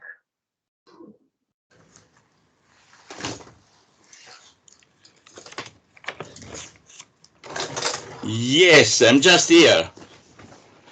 Very just nice, a very second. nice. Just a second. I interrupted my lunch. I left my guests. Just a minute. I'll get We just back. need 2 minutes of yours. Let me see if I can activate the video camera again.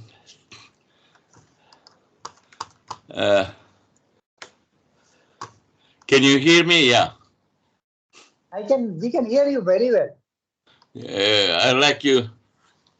I don't think it's great improvement if you watch me, but I like also to activate the camera. Let's see if I'm able to activate the camera. Well, yeah, please do that. And, sorry.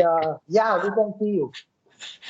Well, I missed the part of this wonderful conference. I don't know if you call it conference or you call it another way. And but for the part I was able to listen, I think Anshav, you had a great idea, and people that work with you are very brilliant people, very intelligent, and variety of issues on subjects, on matters, on visions is excellent. I can say that there is one common element for all of them. The common element is the education, right.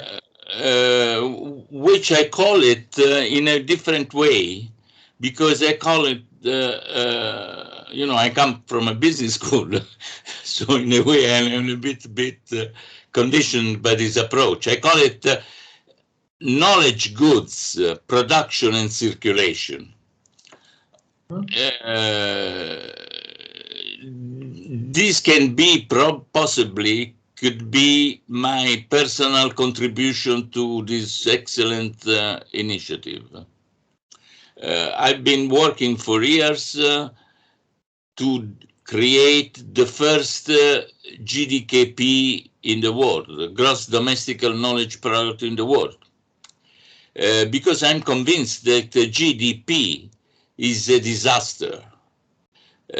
Because GDP is based on only on material goods, and it has all sorts of implications that we don't consider, but they act.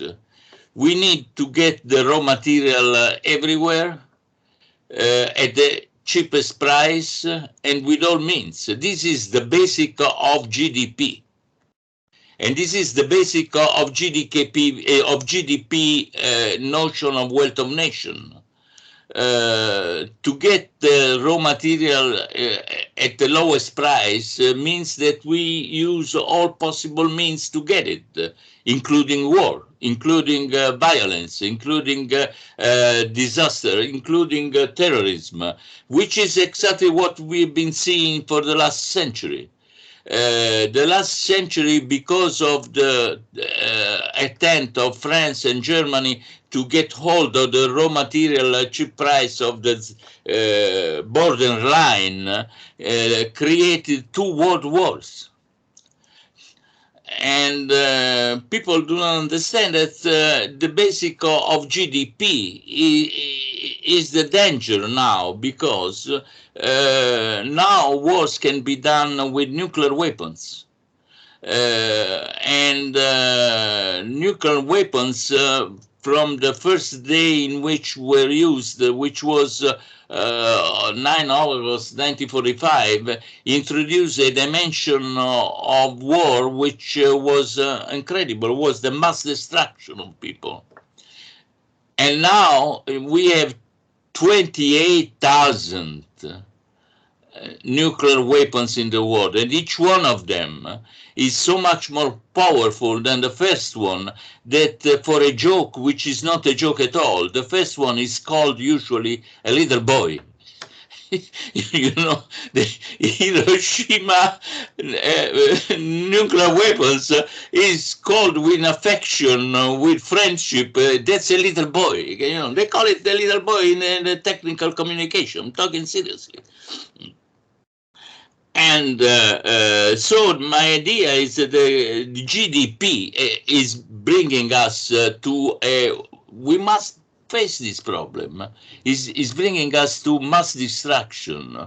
We had in history of humankind 6 mass destruction. One was 200 million years ago and so forth. This will be the 7th mass destruction brought by the people. You know, self-inflicted mass destruction. Why? Because GDP is considered the king. I call the death of the king in the little video which I sent it to you, that if you don't mind, I would like to be distributed for our people. So what is the problem? The problem is that we have to have a different notion of wealth of nation. And it's possible to get it because it is needed to get it, because the lesson of COVID is quite clear. Now, wealth of nation and health of nation are intermingled in a way that cannot be separated.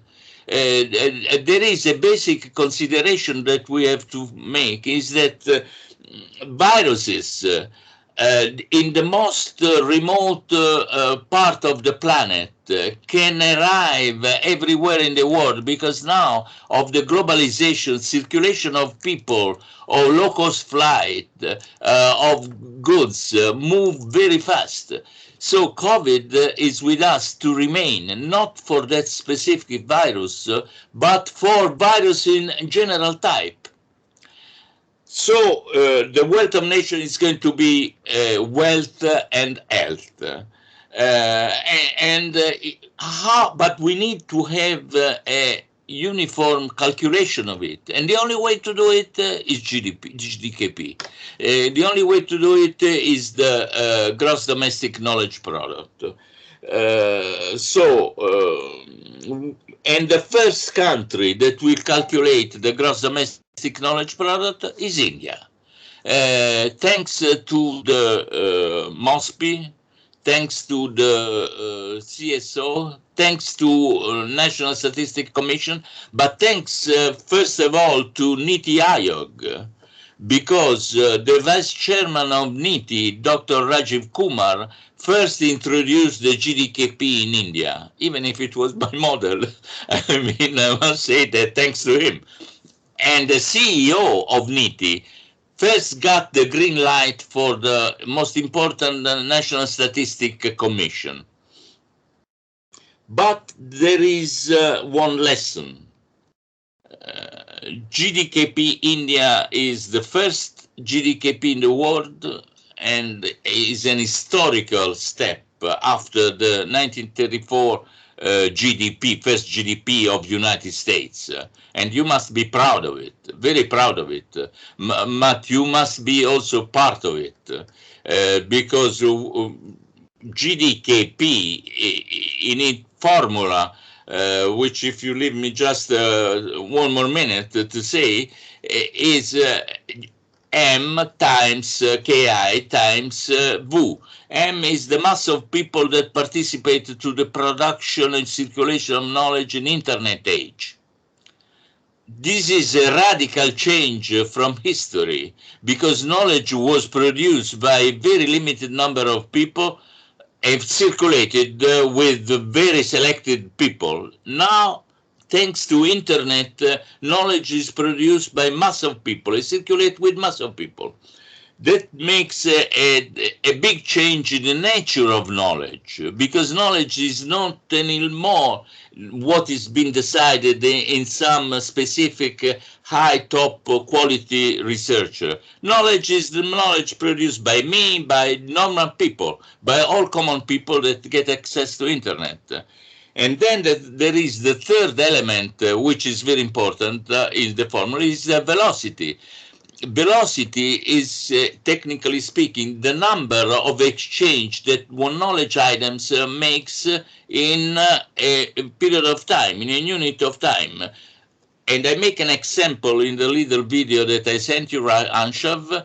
I make the example. So, Professor, I had actually played that video because you were not there. So, I've actually played that video in the session. And we have actually gone through that formula of yours. You did. I think you have already given more clarity on it. That is perfect. So I've already played that video and it's their part of the presentation. Oh, that's. I'm sorry if I know it, but no, that's okay. I mean, it's good to understand and know from you, but I'm just telling you that we have already gone through it. And it's really a great novel concept which you are working upon. And we at Bringle are completely committed to support you. Let me know what kind of programs you would like to launch. We are coming up with our programs library, or we are calling it as creating it basis on our NFT marketplace, where we can sell your courses and things like that. So let us have a discussion how we can discuss on that aspect. I have two, since you asked me this question, I have two programs I like to launch. One is how you calculate the GDKP in each state of India. Okay. We have to, you have to, together we have to train people to make this calculation. The model of GDKP is such that gives a special importance to the cultural values, and cultural values are different state by states. If nothing else, because in India there are different languages. I mean, this is extraordinarily very important thing. So we should train if we can.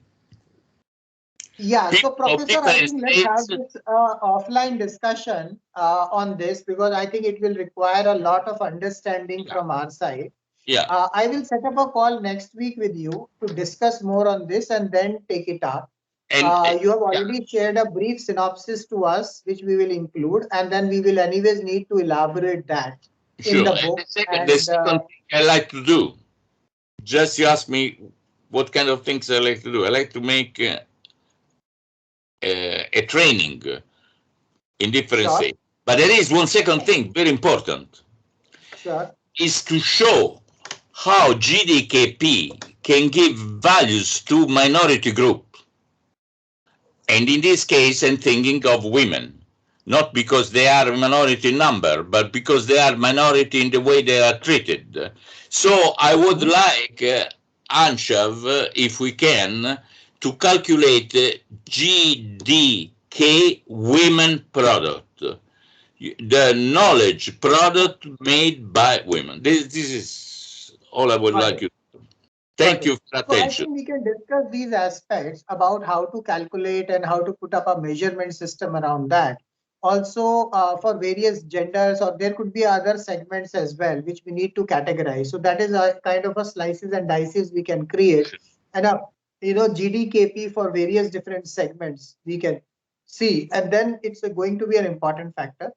The another thing which we will work is where we will be creating a courses out there to let people know about how to calculate GDKP, what are the benefits and things like that.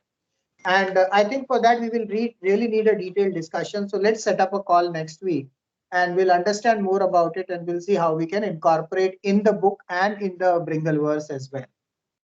Let me tell you, the last thing I would like to say is that I've been invited for next Thursday or Friday, I don't remember well, from a woman college in Madras. Okay.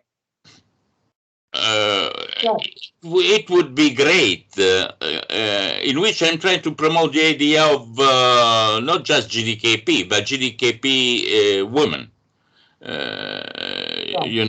We will also help you out for few other colleges where we can get this thing done and take it forward from there.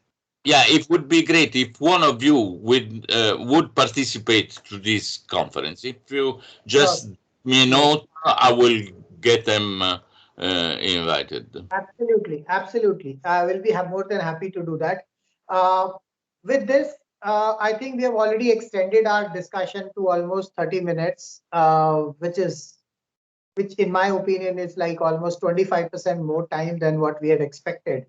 But this is bound to happen when we have such a great experts with us and such a wide range of expertise and knowledge is available. And I really appreciate and thank you for everybody's time, energy, and expertise which they are putting in this initiative. I would not have expected, I would not have, probably even expected that I would get such a kind of a brilliant experience. But I've loved the time which I've spent and had this Saturday evening made really more fruitful. So thank you so much to all of you. And with this, I can only say I am committed to this cause of transforming 1 billion lives, 1 million businesses, and 100 unicorns. Are you there with me? So that's all I would want to say and need help from you. Thank you so much. We'll be taking this to the next level, and we'll be very soon coming up with the synopsis of the book with all these experts and maybe many more.